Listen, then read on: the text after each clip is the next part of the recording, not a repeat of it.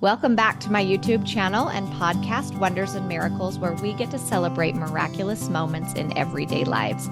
I'm your host, Liza Lawrence, and I'm so happy to have you join me today as we talk with my special guest today, my husband, Sheldon.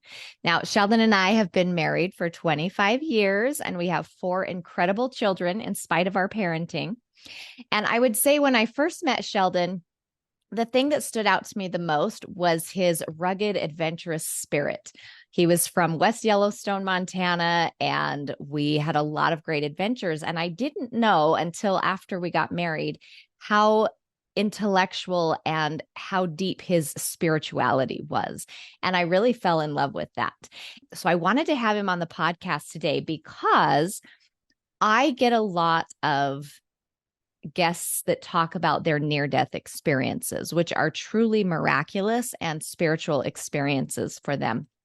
And my husband has researched near-death experiences. It's one of those things that he's been spiritually drawn to.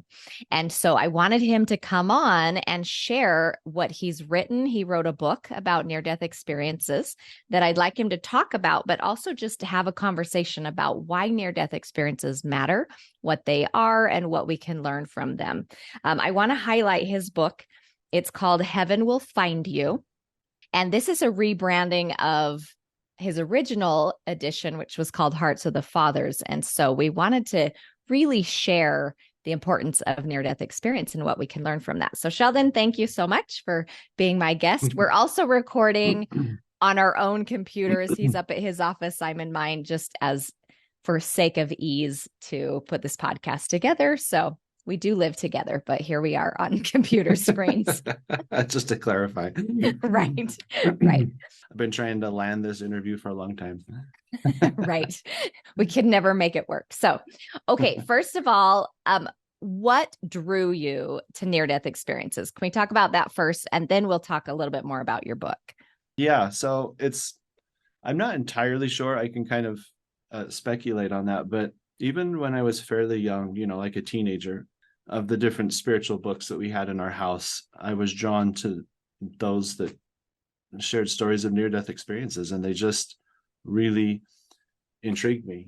When you're a teenager, you don't think about death a lot, but I remember there was one occasion where, like you said, I'm from West Yellowstone, and it was the middle of winter, really bleak and cold. Well, we got word that some snowmobilers had been trapped in an avalanche, and they were sending out search and rescue. And then a couple hours later, we got word that both of the snowmobilers were killed in the avalanche. And I had heard about death before. My grandfather had died. It wasn't like death was some new concept to me, but for some reason, it just struck me as these people just died. And it really hit me hard about what death is. And it was just, they say teenagers have that sense of invincibility and immortality. And I think like other teenagers I did, but it was almost like that was the end of that. I thought anybody can die at any moment. These were just men out having a good time, just buddies out having a good time on the mountain, and suddenly they were just gone. They left families behind, and it just really hit me. And I kind of started searching for answers about that. I mean, I had grown up religious, but I really wanted to know what that was about and what, if anything, was on the other side of death. Why does that matter to you? Why would understanding that mean something?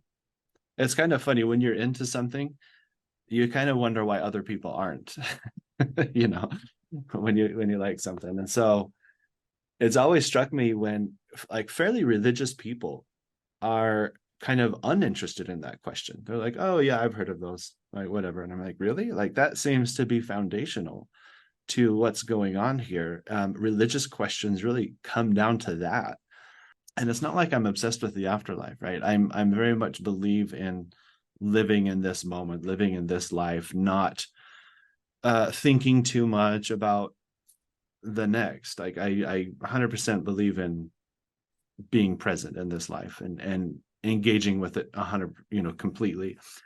But at the same time, I feel like if there is no life after death, I think that we don't realize just how critical that is to helping give this life meaning. And I know that, and this will be a little bit controversial, what I'm going to say. I know that atheists live meaningful lives and can be moral people and all of that. I understand that. But I also think if you truly confront the absolute nihilism that is a consequence of not believing in life after death, or not believing in God, or not believing that something bigger is going on here, I think a lot of people who believe that don't look the nihilism of that philosophy square in the eyes. They say, "Oh, it's okay, life is good, and I can just go on and be happy." And yeah, sure, you can, probably, if you don't think about it too much, But if you actually really ponder the emptiness of a purely materialistic existence, it can be terrifying. It can be absolutely terrifying. And so I think it's the question. I don't think it's an interesting question. I don't think it's just kind of a fun question to think about. I think it is the question. And the answer to it matters to the extent that the way we answer that question gives meaning to the present moment. It's not about dreaming about mansions in heaven or rewards or punishments or any of that. It's just knowing that our consciousness in some form will continue, and that the choices we make in this life will follow us. That's incredibly significant, and it affects the way we live life. I think it affects the way that we enjoy life. So that's kind of why I think it matters. An analogy I think of is, if you were to go on a vacation, like what if you were to go on a vacation to Hawaii or something, and you knew that at the end of that vacation, every memory in that vacation would be erased. When you got home, it would be as if you had never left, that you had never had that vacation. You might still choose to take the vacation, right? Because why not? It's better than sitting at home. But knowing that at the end of the vacation, every memory is erased, in my mind at least, it makes what happens during that vacation less meaningful.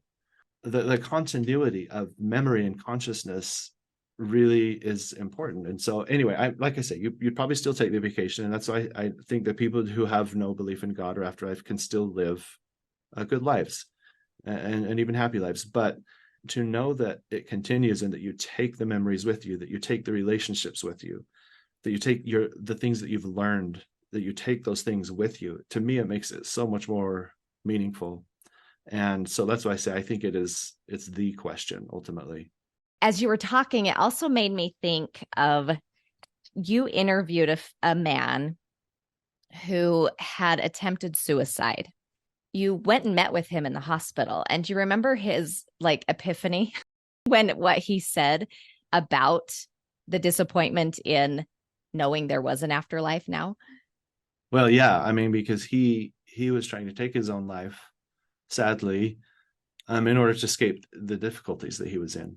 When he did that and discovered that it didn't work, it was just a change in scenery, that was discouraging to him at first.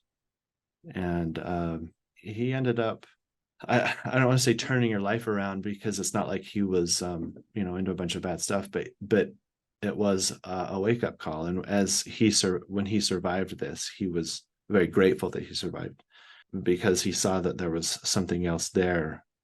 It did turn him around. He engaged with life more deeply, and this was several years ago, and to this day he's doing pretty well.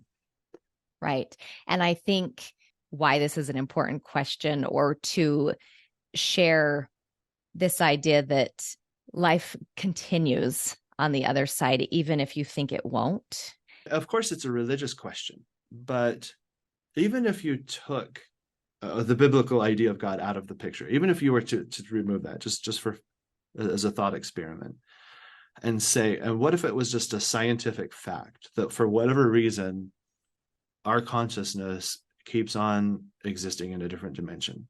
Just that fact alone, and if your life keeps going, then how you live that life becomes an even more important question. I mean, if I've got 70, 80 years here on the planet, yeah, how I live, sure, it's important. I want to live a decent life. But if that goes on indefinitely, then the question of how to live, that great philosophical question that all philosophers have grappled with, how should we live our life? How do we be happy? Those suddenly become like deeply important questions. They're not just kind of temporary, I want to pass the time while I'm here. They're suddenly like of eternal significance. Yeah, I love that. And I remember a review that you got from an early reader of your book.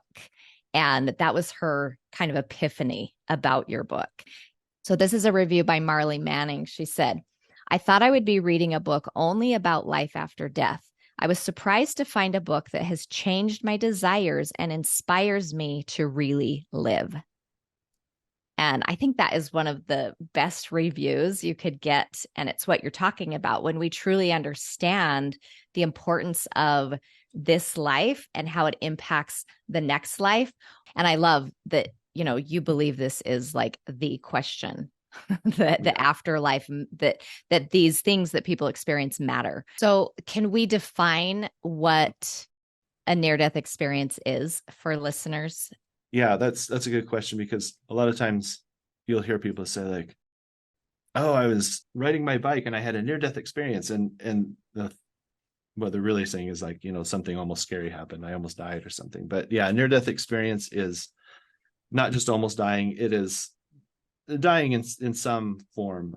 People who have near-death experiences, their heart stops, usually brain activity stops, something traumatic has happened, a heart attack, car wreck, something traumatic has happened that causes them to temporarily die. And often they have to be resuscitated in order to be able to come back and tell the story.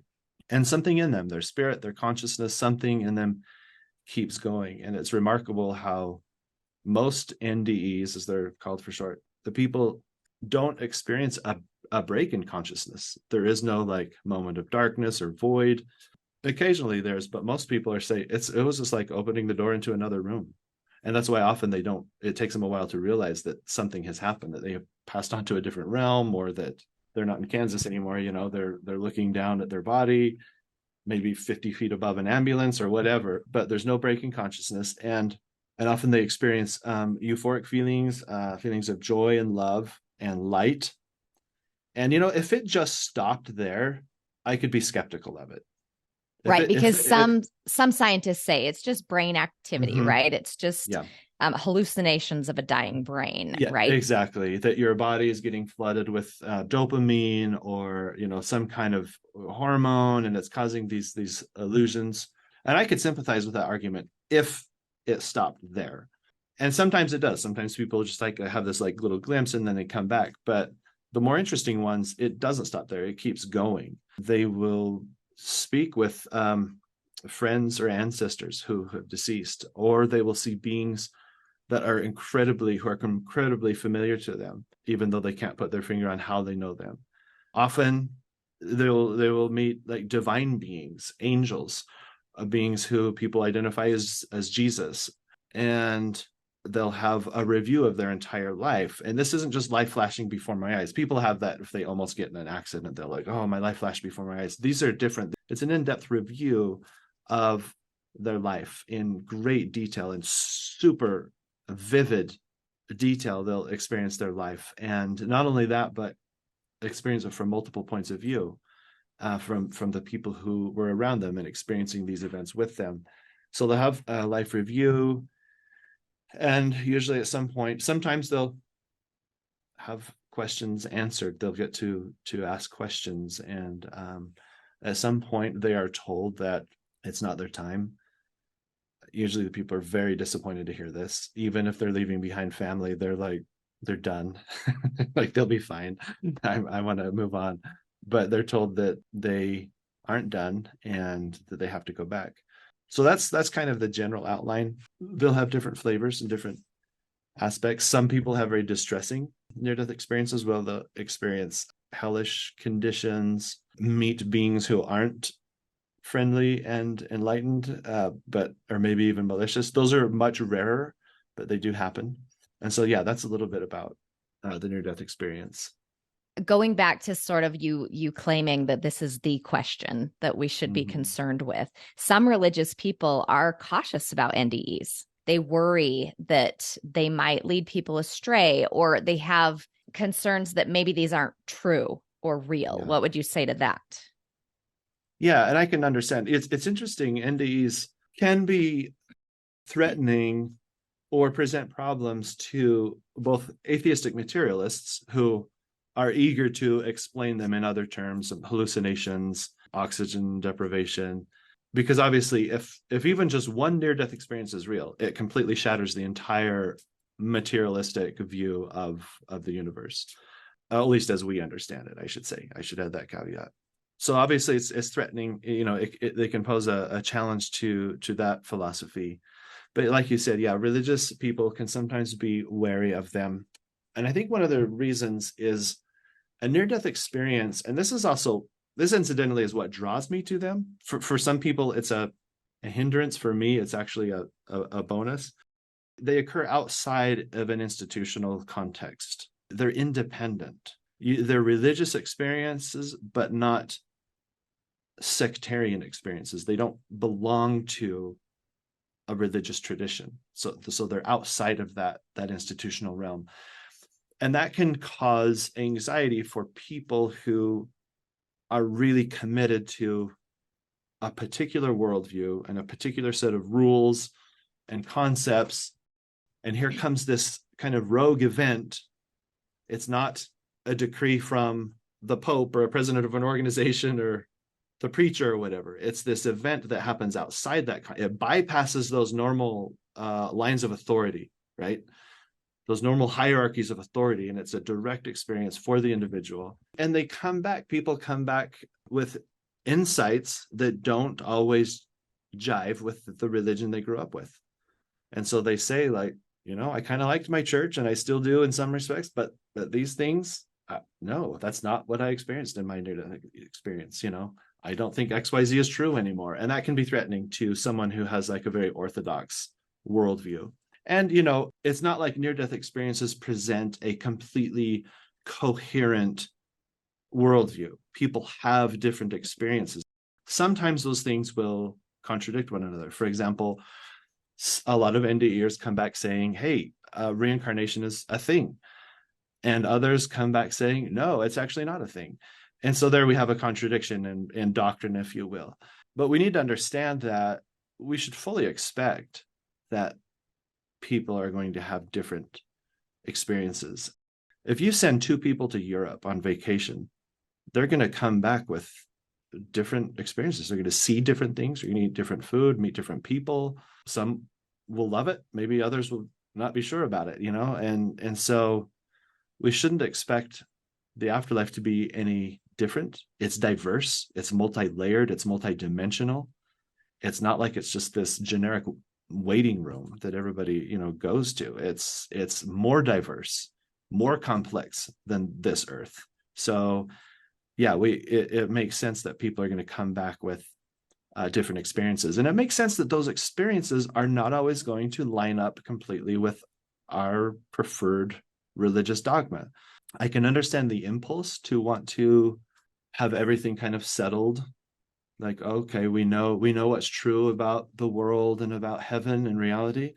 I can understand that impulse, but it's also incredibly naive at best and arrogant at worst to think that we have everything figured out. I think we have some things figured out. I think that, we have some important truths. Yeah. What are some of those? Because I know, I like your analogy of two people can go on the same vacation and have a very different experience. Yet there does seem to be some similarities with most near-death experiences. Yeah. No matter what religion you come from. And what are some of those similarities? Love is the thing. Even the ones who have distressing experiences, at first, usually they end up being the kind of ending better. If they start badly, they end better. But love, they all talk about this love, and they're so NDEs are adamant that the word love is completely inadequate, that it's just almost useless to describe what they're experiencing. They say, like, take your deepest friendship or attachment on this earth and multiply it times 1,000. It's just like our concept of love doesn't match what they've experienced. So that's almost a universal truth that they learn. They often talk about this life as a learning opportunity, that even in their life review, there isn't a sense of judgment like, well, you were taking a test and now let's see if you got some of the answers right or wrong. It's not as if their test is being graded in front of them. I don't know if anyone's had that experience, but it's really anxiety inducing to watch some of your work get graded in front of you. And that's not what it's like. They say, it's just like, say, let's see what you learned from this experience that you had on earth. Let's roll the tape. And it's not like, oh, we caught you right there. It's just like, oh, did you learn something from this experience? So there's a couple of things. So life is about love. It's about learning. And another message that they'll say is that the things that we think matter so deeply here just don't even show up on the register there. Like, we're in this life, we're looking for maybe wealth or recognition, a legacy. We want maybe to be important in some way. And they're just saying like, that's not as important. That's not what they care about. The beings that they meet on the other side. Which I think that's another common quality to near-death experiences is there's always a spirit guide. And I shouldn't say always, but most often there is a guardian, there's a spirit guide, there's someone there teaching, helping them understand what their life is about, what they're doing down here. And so I think that's a common quality, no matter what religion you're coming from, as you have these. Everyone seems to have a support team on the other side. Yeah. Which to me feels miraculous in the sense that I have access to spiritual help. I have access while I'm here on living my life. Like you said, if we can learn anything from near-death experiences, it would be to help us live a better life here. Yeah. And that's one of those things that I think helps me and love as well, but knowing that I have access to beings on the other side that are rooting for me, that are helping me. Yeah. And often eager to help. And interestingly, and this is something that's always kind of confused me, because I thought, well, if God wants to give me some blessing, like bring it on. Here I am, I'm not going to say no. But it's interesting how often, for whatever reason, people have to ask for it. They have to seek it. And often the beings, the angels, God, or whatever, are just waiting for the person to ask, and they'll respond to that desire. Not that we get everything we pray for, obviously, but often it's interesting. There's kind of a dance between our will and what we're willing to ask for and seek, and the kind of help that we will receive. Yeah, ask and you shall receive. We have to initiate oftentimes that. I think that maybe heaven respects our agency. There must be some type of law right, in some regard with that while we're here. Yes. Yeah, I think that's absolutely true. So I think another reason that, and I think this is a good reason that religious people or anyone can be cautious about NDEs, is that sometimes people can go a little bit rogue with them. They will become self-styled gurus, maybe even go down some unhelpful or dangerous paths. Occasionally you hear of people who've used a near-death experience to gain a following and maybe engage in some kind of sort of last day doom and gloom sort of things. And so I think that you need to, like any religious experience, it can be abused or used in bad ways. And so with anything, we have to use some common sense and some discernment, some wisdom in knowing what to take from an NDE, and to know when someone might be exploiting their experience to put out a message that is possibly harmful or even just exploitative in a monetary way. Yeah. How would we know the difference if someone's doing that versus, okay, they're just sharing the truth of their experience? Well, and that comes down to just, like I say, common sense and wisdom, and not getting too carried away. How do we know which parts of scripture to pay attention to? I mean, some parts of scripture are potentially pretty dark or just not helpful. I mean, we've seen people do this with the Bible, take particular aspects of it and use it to abuse others or to control abuse others. it and to do harm. And yeah. And so the dilemma of how do we know in an NDE, how do we know what is light and what isn't? That dilemma doesn't escape us in anything in life, whether in scripture or just day-to-day interactions. We just have to do the best that we can. If it's encouraging us to engage with life more deeply and to love and be, good members of society, then what harm can come from that? Well, and it reminds me, the scripture that just popped into my mind is perfect love casteth out all fear.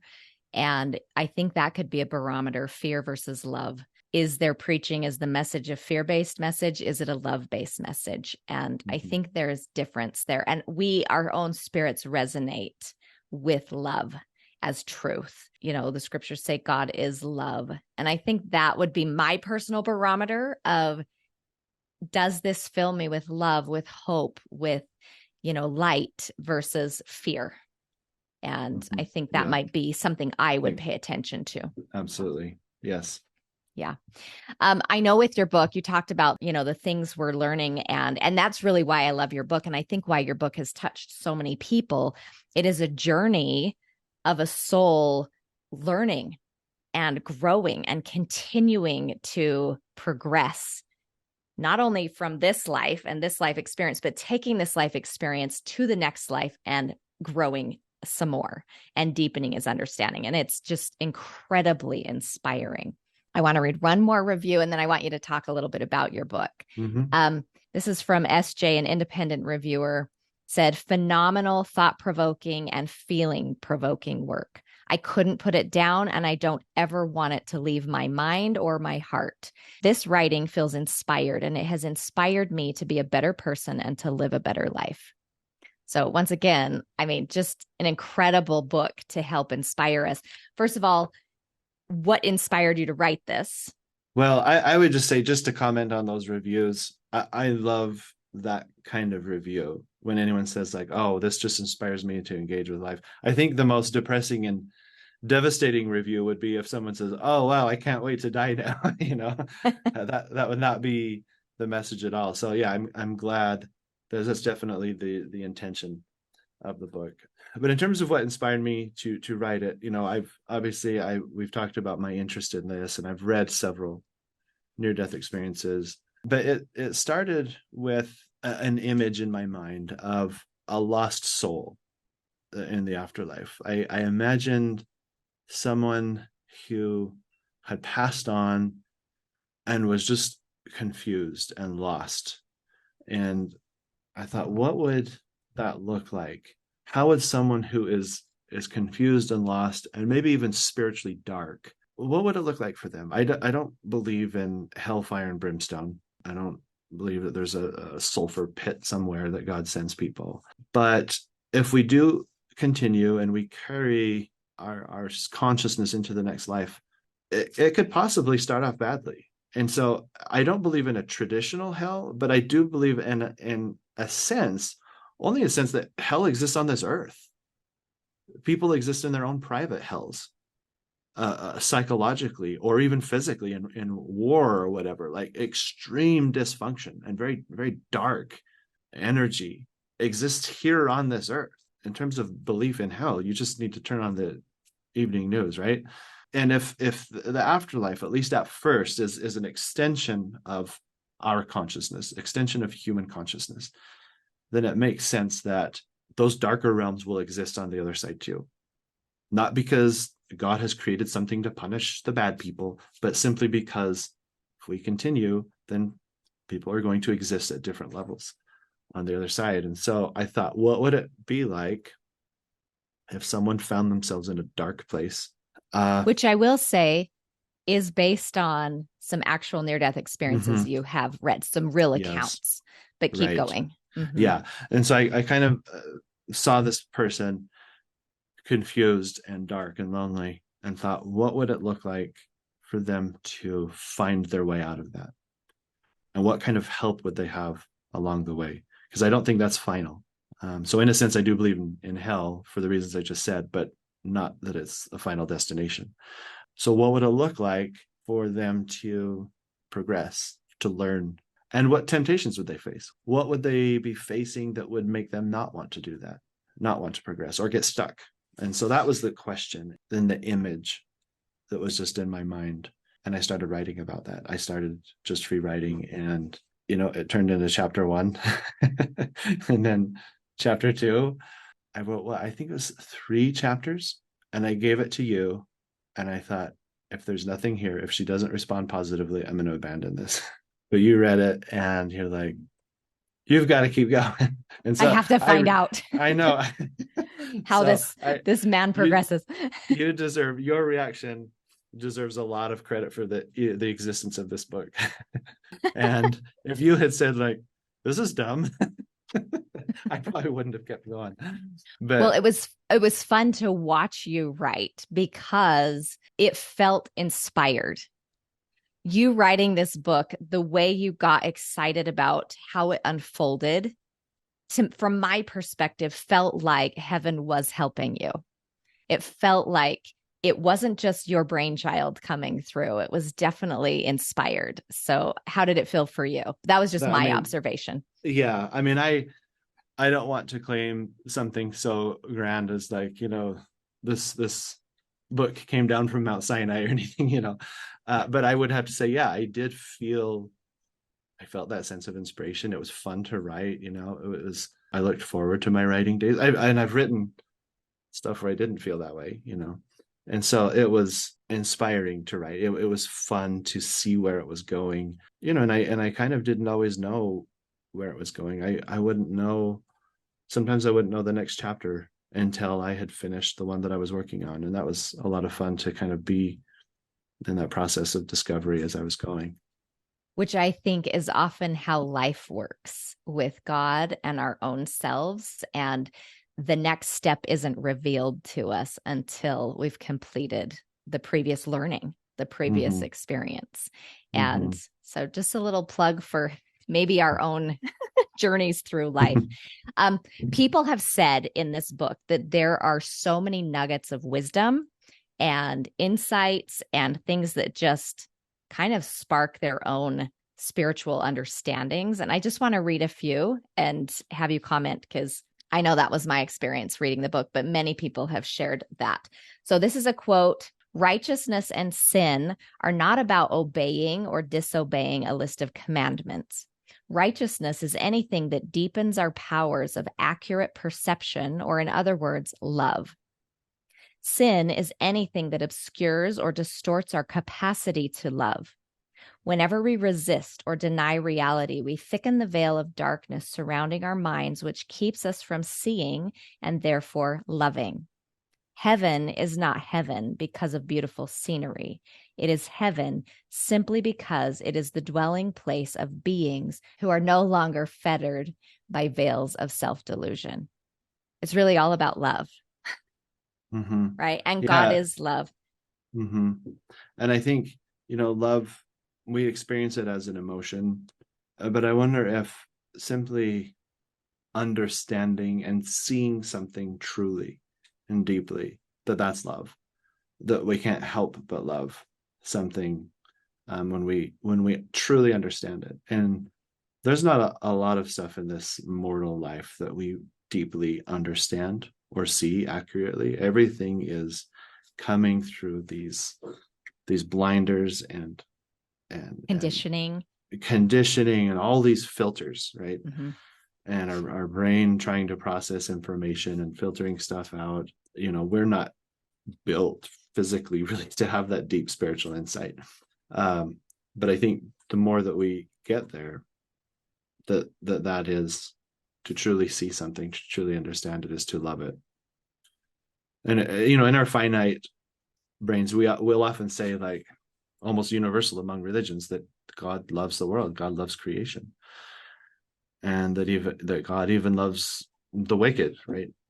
And we think, like, how is that possible? Like, I know lots of lousy people, and or there's these terrible things, or we'll just think, oh, this is ordinary. There's nothing lovely about this thing or that thing. This is just ordinary, everyday stuff. And it's because we don't see it. We don't see it accurately. We don't perceive reality accurately. We don't perceive evil accurately. We don't know most things. And so, but God does. And that's where that incomprehensible love comes from. It's incomprehensible understanding. It reminds me of the Albert Einstein quote that says, we can view life in two ways, either as though nothing is a miracle or as though everything is a miracle. Mm-hmm. Yeah. In some way, I mean, I think we've all experienced that moment of experiencing everything as a miracle, but it's fleeting. And we probably couldn't even make it through a day if we if we walked around in complete awe all the time, right? But we get those glimpses and it's fun. Mm-hmm. I love that. I love that. Okay, well, so tell me why you rebranded your book. You changed the title, Heaven Will Find You. Tell me why you rebranded. So, yeah, I published this book back in 2016, and you and I joked around that it was my orphan, that I abandoned it. Creating it and writing it felt like so much work that once it was born, I sort of left it on the doorstep and walked away.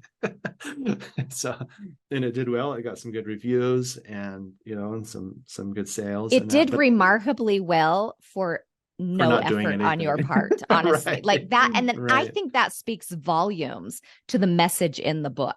Truly. Well, and that's the thing is after I thought it had kind of faded away, I would keep getting emails and messages from random people. Sometimes I didn't know how they found me.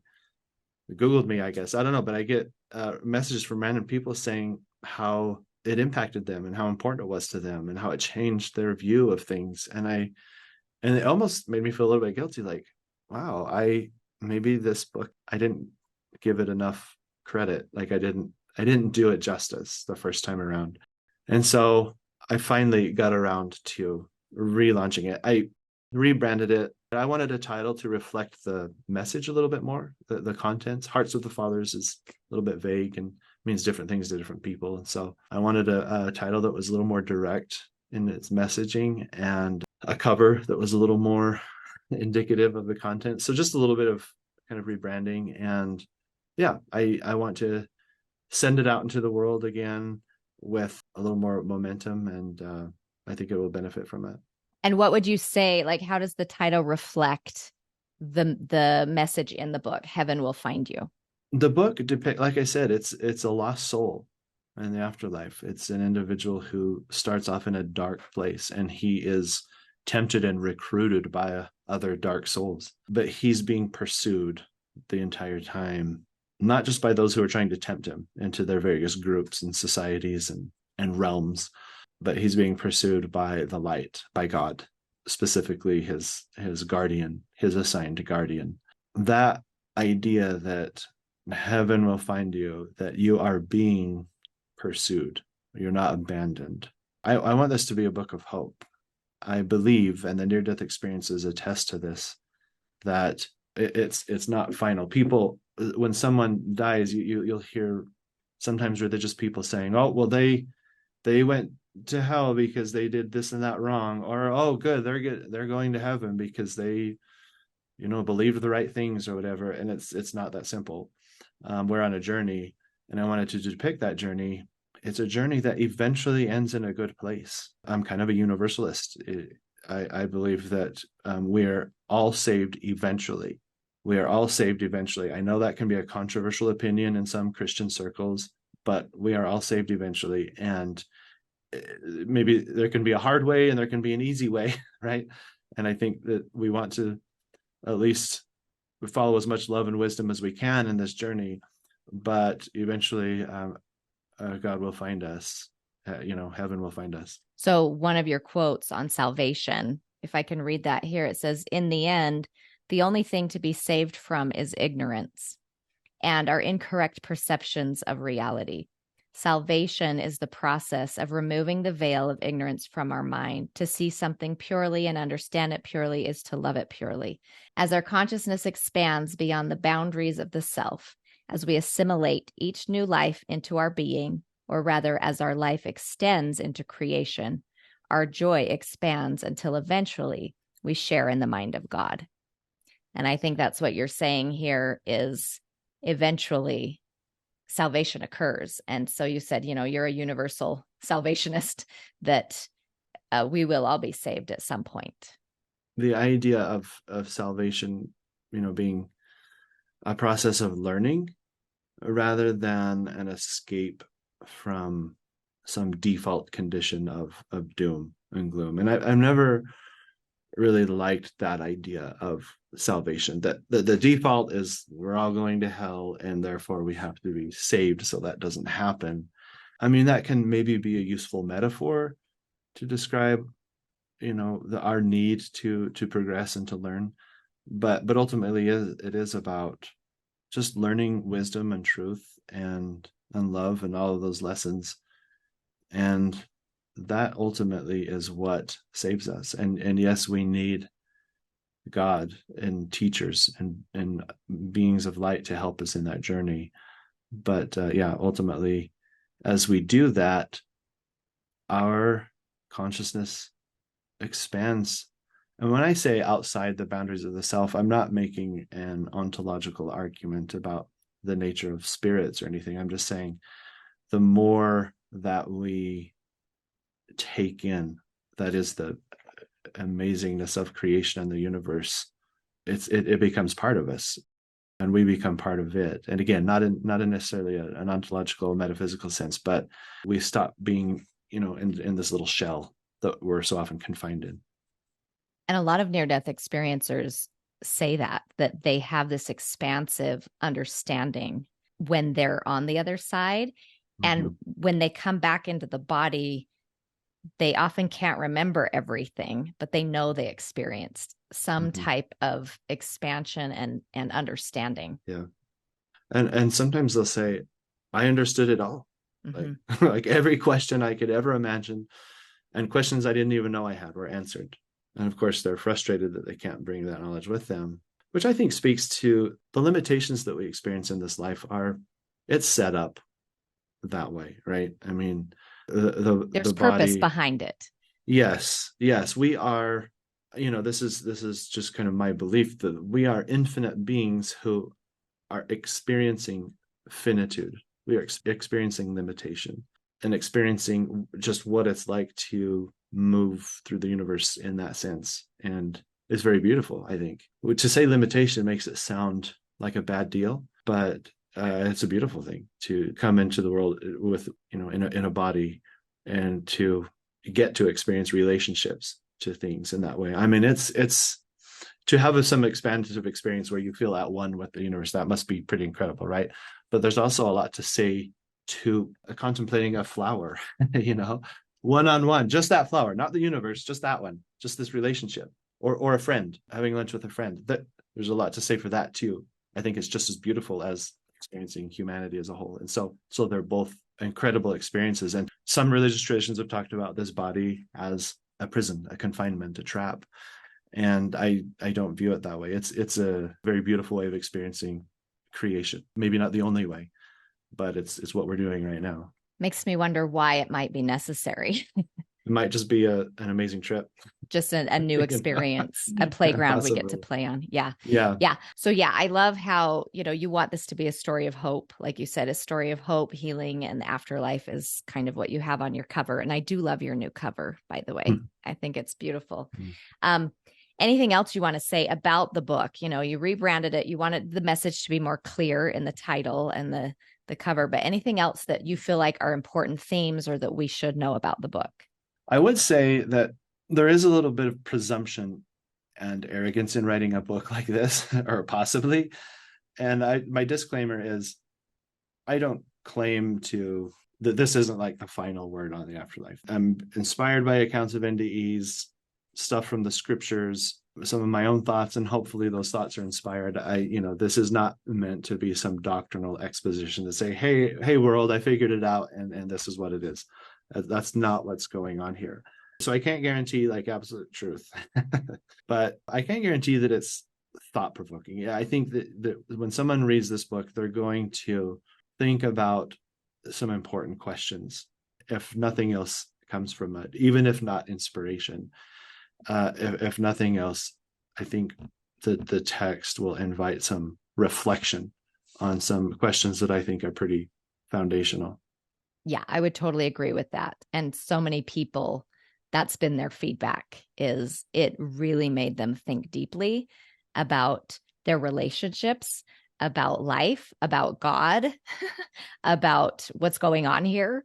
It really, I think the book does an amazing job at doing just what you said, in helping us think on a deeper level what this life is all about. Okay, so where can we find the book? And I also want to say your audio book on Audible will be out sometime in January, February. We were hoping it would be done by now, but we've had some postponements. So it will be there. You can look for it there. Right. But where can they find the book? Amazon's the most straightforward place. Like I say, Hearts of the Fathers is still out there, but this is also there. It'll look like a brand new book. And I did do some rewriting and revision. I was going to say, there are a few little new things in here. Yeah, I hopefully made some improvements. Didn't fundamentally change it. So I think the most straightforward place right now would be going to Amazon. Awesome. And I will say, it's close to Christmas, but you have a week left. So you could hurry and grab a copy before Christmas, and it would make an amazing gift for anybody really who's into spirituality or wanting to truly go deeper in their understanding of life and thoughts about God and the afterlife and all of the amazing things that we love to talk about, right? That's kind of our favorite pastime. Okay, so Amazon.com, I'll provide the link. Grab a copy for Christmas for people that you love. I've been amazed at the reviews and people's responses to this book. I would just want to brag on you for a minute, because I know you won't do it yourself, but so many people have said this book has changed their life completely. People have also compared it to C.S. Lewis. I know that's a high standard, but they have compared it to, The Great Divorce or Screwtape Letters or something where it really gets you to dig deep and think deeply about God and spirituality. And so I just think it's probably one of my very favorite books. And I know I'm married to you, but I just want to brag that I think this is a masterpiece. Everybody, get your wife to review your book. It's awesome. But I watched the process of inspiration, and I love watching that process in our lives where God's hand is involved in it. And that is what I saw as you wrote this book. So I just love it so much. That's cool. So I just want to thank you, Sheldon, for being a guest on my podcast and talking about the miracles of near-death experiences and sharing this powerful book with my audience. So thank you so much. Thank you. It's been fun. All right. There's our episode for this week. I want to thank Sheldon again for being my special guest on the podcast. I have wanted to interview him for a long time about his book, but we've been waiting for the Audible to get going, and I just couldn't wait any longer. So the audio will be out in January or February, but I wanted to just share this relaunch of his amazing book, Heaven Will Find You. Pick it up on Amazon. I truly can't say enough of good things about it. And the reviews that have come in over the years have truly touched us and have, like he said, made him think there really is something to this book.